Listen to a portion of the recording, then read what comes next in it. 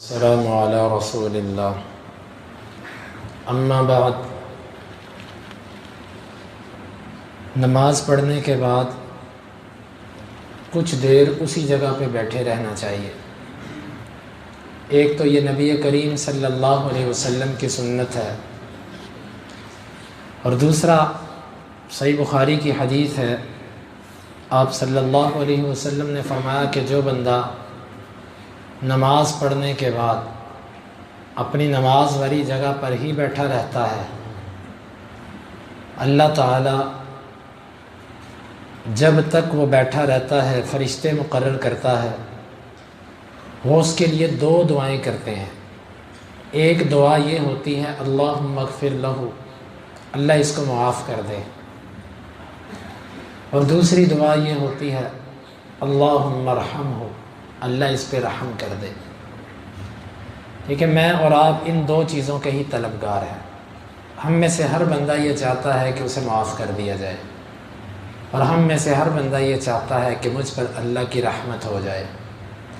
تو یہ دو دعائیں آپ کے لیے وہ مخلوق کرتی ہے جس نے کبھی گناہ نہیں کیا، کیونکہ اللہ تعالیٰ فرماتا لا یعصون اللہ ما امرہم، اللہ جو انہیں حکم دیتا ہے وہ اس کی کبھی نافرمانی نہیں کرتے۔ تو ایسی مخلوق جب آپ کے لیے دعائیں کرے گی اور اللہ جو انہیں کہتا ہے وہ کرتے ہیں، گویا کہ یہ دعا بھی وہ اللہ کے کہنے پر کرتے ہیں۔ جب اللہ کے کہنے پر دعا ہوئی تو رد ہوگی۔ میرے پیارے دوستو، کوشش کرو کہ نماز پڑھنے کے بعد کم از کم ضروری اذکار وہیں پر بیٹھ کر کرو۔ ہم لوگ اٹھ کر باہر جا کر کھڑے ہو جاتے ہیں، باتیں کرتے ہیں، وقت ضائع کر لیتے۔ اپنا فائدہ دیکھیں، کسی کو مت دیکھیں، یہ دیکھیں کہ آپ کو فائدہ کس میں ہے، اپنی ذات کا فائدہ دیکھیں۔ آپ کی ذات کا فائدہ اسی میں ہے کہ آپ اس جگہ پر کچھ دیر بیٹھ کے مسنون اذکار کریں، اس کے بعد پھر اٹھ کے جائیے۔ کبھی مجبوری ہو، کبھی ایمرجنسی ہو، کسی بندے کو قضائے حاجت ہے، کسی بندے کو کوئی حادثاتی سفر کرنا ہے، کسی بندے کو گھر پہ کوئی ایمرجنسی ہے، بالکل جائز ہے، لیکن اس چیز کو معمول مت بنائیے۔ دکان پر جانا ہے، کام پر جانا ہے، یہ معمول کی چیزیں ہیں، 2 منٹ پہلے کیا 2 منٹ بعد میں کیا، اتنا تو دیکھیں کہ نبی صلی اللہ علیہ وسلم کے طریقے پر عمل ہوگا، مجھے دعا مل جائے گی۔ ایک چیز۔ دوسری گزارش، آج اللہ کی رحمت اور اس کے فضل سے رمضان المبارک کا پہلا روزہ ہے۔ ہم اللہ تعالیٰ کا شکر ادا کرتے ہیں کہ اس نے ہمیں یہ روزہ رکھنے کی توفیق عطا فرمائی، اور ہم یہ دعا کرتے ہیں کہ اللہ اسے ہم سے قبول بھی فرما لے، اور ہم اللہ سے یہ دعا کرتے ہیں کہ اللہ جو اس روزے کا اصل مقصد ہے تو ہمیں وہ عطا فرما دے۔ الحمدللہ ثم الحمدللہ، ہم نے روزہ رکھا۔ آج امت مسلمہ کا روزہ ہے۔ 2 سے 3 باتیں۔ پہلی بات، روزہ صرف آپ نے پیٹ کو نہیں رکھوانا، میں نے روزہ اپنی آنکھوں کو، اپنے کانوں کو، اپنی شرمگاہ کو، اپنی زبان کو، اپنے ہاتھ اور پاؤں، ہر چیز کو روزہ رکھوانا ہے، حتیٰ کہ اپنی سوچ اور اپنے دماغ اور دل کو بھی روزہ رکھوانا ہے۔ ہم صرف پیٹ کا روزہ رکھنے کے عادی ہیں، پیٹ کو بھوکا رکھتے ہیں، اور ہم میں سے اللہ تعالیٰ معاف کرے کتنے ایسے ہیں، مجھ سمیت کتنے ایسے ہیں جو روزہ افطار کرنے سے پہلے افطار کر چکے ہوتے ہیں۔ وہ صرف رات کو غروب آفتاب کے وقت وہ صرف کھجور کھاتے ہیں پیٹ بھرنے کے لیے، وگرنہ روزہ نہیں ہوتا ان کا۔ جب آپ نے دکان پر معمول کے مطابق جھوٹ بولا، جب آپ نے موبائل پر معمول کے مطابق فحش چیزیں دیکھیں، جب آپ نے ٹی وی پر اور دیگر ذرائع کے مطابق آپ نے غلط چیزیں جو اللہ اور اس کے رسول کو ناراض کرنے والی تھی وہ آپ نے دیکھی، تو آپ کا روزہ کس چیز کا؟ آپ نے منہ سے گالیاں نکالی، آپ نے غیبتیں کی، آپ نے جھوٹ بولا، آپ نے تہمت لگائی، آپ نے بیہودہ قسم کی باتیں کی، میرا کس چیز کا روزہ ہے؟ میں نے کانوں سے گانے سنے، لطیفے سنے، بیہودہ قسم کی گفتگو سنی، میرا کس چیز کا روزہ ہے؟ میں نے آنکھوں سے غیر محرم کو دیکھا، وہ جو میرے لیے حلال نہیں تھی میں نے اسے بھی دیکھا، تصاویر کو دیکھا، میرا کس چیز کا روزہ رہا؟ میں اپنے آپ کو سب سے پہلے اور پھر آپ سے گزارش کرتا ہوں کہ روزہ پورے بدن کا رکھوائیے، خالی پیٹ کو مت رکھوائیے۔ تیسری بات، نماز تراویح کا اہتمام ہر مسلمان کرے۔ ہم عجیب مسلمان ہیں، 1 سے 2 دن مسجدوں کے اندر رش لگتا ہے، پھر اس کے بعد ہماری مسلمانی گر جاتی ہے۔ جو مسجدوں میں آتے ہیں وہ بھی پیچھے بیٹھ جاتے ہیں، باتیں کرتے ہیں، باتیں سنتے ہیں، موبائل پہ بیٹھ جاتے ہیں۔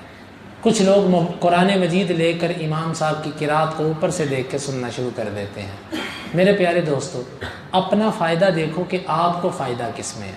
اپنا وقت مت ضائع کرو، اس نادان مسافر کی طرح مت بنو کہ جو نہ منزل کی طرف جاتا ہے اور نہ ہی گھر جاتا ہے۔ نہ آپ سو رہے ہیں اور نہ آپ نیکیاں کما رہے ہیں، آپ خواہ مخواہ اپنا وقت ضائع کر رہے ہیں۔